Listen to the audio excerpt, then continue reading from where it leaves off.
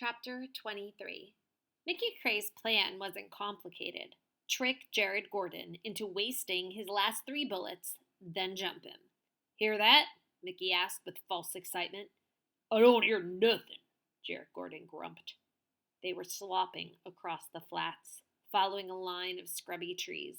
Once the rain had slacked off, Jared Gordon had become restless and insisted they continue moving.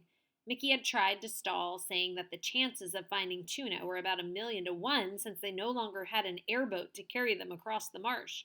Jared refused to be persuaded, his logic having hopelessly been polluted. He was on a mission to catch and punish his runaway daughter. Wait! Mickey put a finger to his lips. You hear it now? Jared Gordon shook his head. Sounds like a bear. Oh, no way, scoffed Jared Gordon. Seriously, Sickler said this place is crawling with them. Bears! Mickey dramatically dropped to one knee. There, over in those bay trees. Jared Gordon craned his neck, but he couldn't see a bear or any other varmint. His mouth was dry as sawdust. Is it a big one? Is it a big one? He asked Mickey. How good are you with that gun, brother? Just show me where it's at. Mickey pointed. See those branches moving? Yeah. There were branches moving. Everywhere, of course. It was only the wind. Go ahead and take a shot, Mickey urged. Even if you don't hit him, you'll scare him off. You say so. Jared Gordon fired. The slug pinged harmlessly through the trees. Aim 6 feet to the right, Mickey instructed. No sweat. Tuna's father pulled the trigger again. See that? You got him on the run. Not for long. Jared Gordon took his third and final shot. As the echo of gunfire died, Mickey rose up and said, That's darn good shooting. You sure he's gone? Better go have a look. Oh, he's gone. Don't worry. Mickey was already eyeing the pistol. I'll wait here, said Jared Gordon, stepping back. Mickey played along. He entered the cluster of bay trees and pretended to scout for tracks. He didn't mind stringing out the act a little longer. His plan had worked perfectly. Tuna's father had emptied the gun at an imaginary beast. Finally, it was safe for Mickey to take control and put an end to Jared Gordon's nonsense. He returned to the clearing and said, Nice job, brother. That poor critter's halfway to Shark River by now. Tuna's father wore a smug grin that featured his jagged front tooth. Told you I was good. Well, you weren't lying, Mickey said, but the words trailed off in dejection. He was staring at Jared Gordon's left hand. It held 6 shiny, new bullets, which Jared Gordon loaded one by one into the cylinder of his revolver. I always keep a handful of spares, he said, just in case. He clicked the gun shut and raised the barrel. Okay, Sparky, let's get moving before the rain kicks up again. Mickey Cray nodded heavily. Onward, he muttered. For once in Derek Badger's show business career, being chubby turned out to be a blessing. The flab cushioned his fall from the Brazilian pepper tree.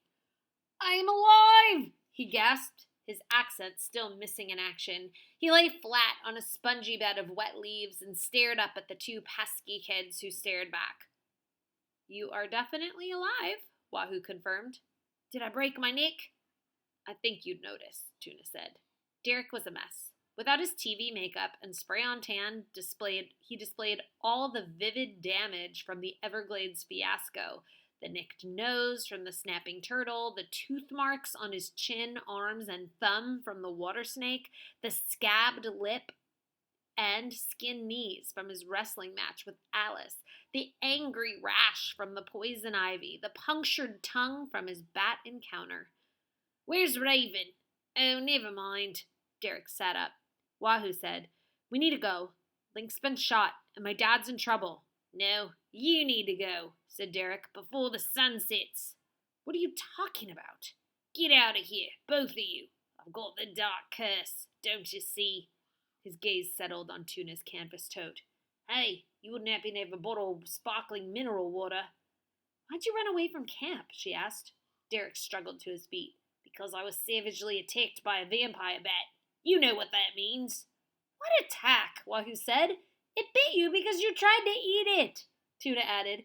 It wasn't a vampire bat, Mr. Badger. It was a mastiff. The scientific classification is Eurmops glaucinus floridanius.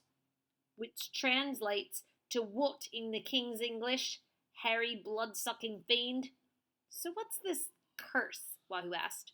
An icy whisper, Derek replied. The same one as Dex Mangold got. That curse.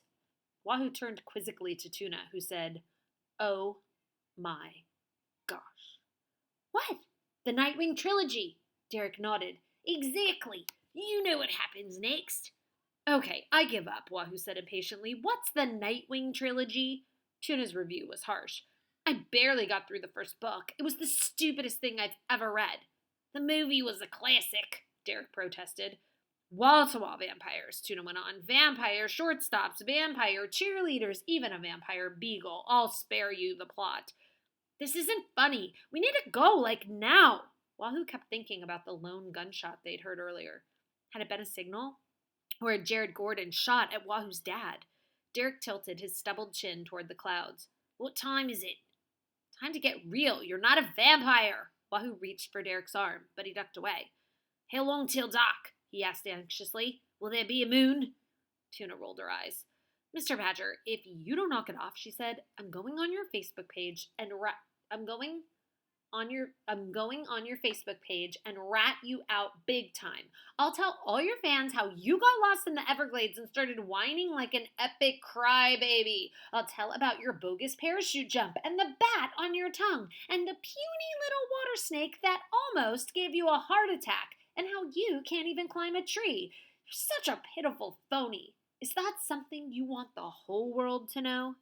Derek paled. Hold on, sweetie. Don't get your knickers in a knot. I'll help you with the boat. The lightning zap had not scrambled Derek's senses so much that he couldn't recognize a serious threat to his stardom. Regardless of whether he was destined to become one of the undead, he wanted to keep his reputation and his TV show. How else could he afford the payments on his magnificent sea badger, the yacht of his dreams?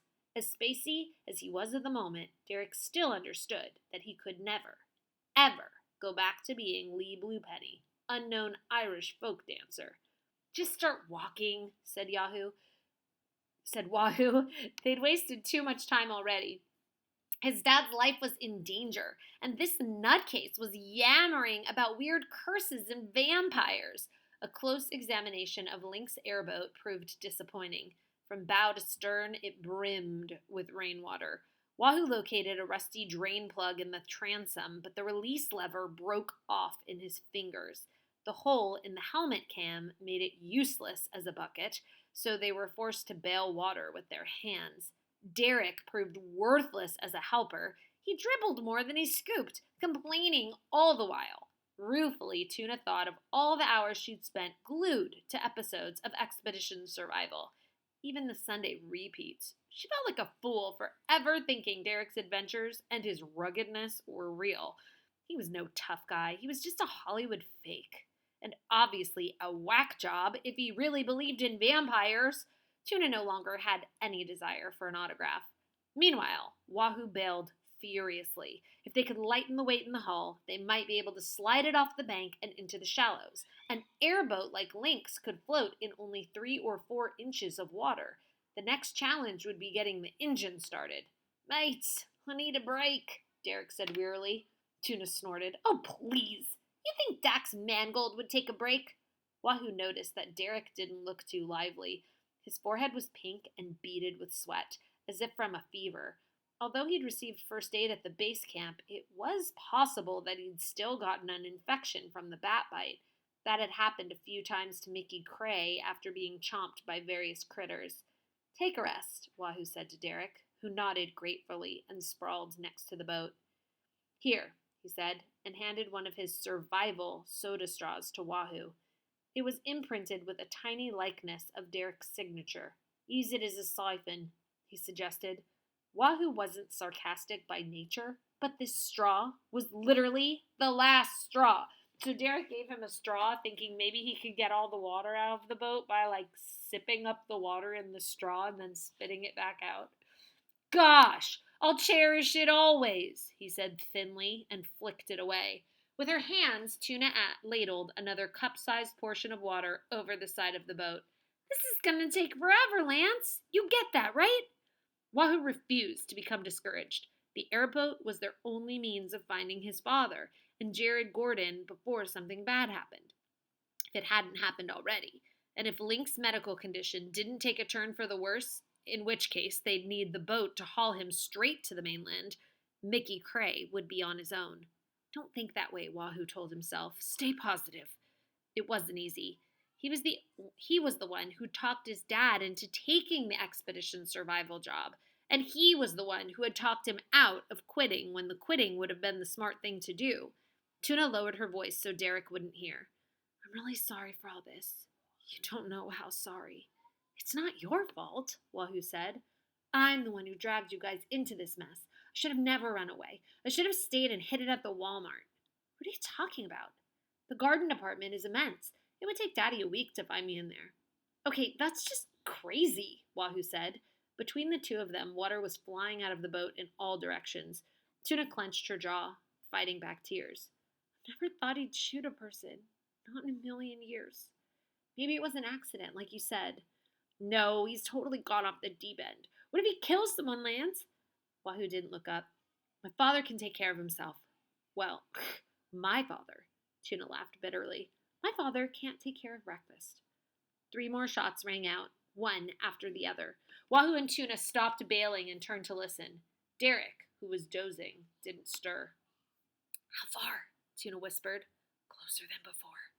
Most likely the gunfire was coming from Jared Gordon. Maybe a bobcat or python had crossed his path.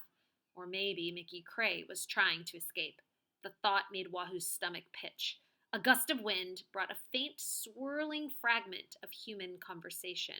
There were male voices, 2 of them, which likely meant Mickey was still alive. At least that's what Wahoo elected to believe. Had to believe. Sounds like they're heading this way, he said to Tuna.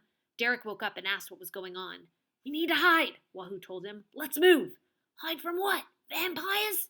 Worse, said Tuna. Lead the way, Lance.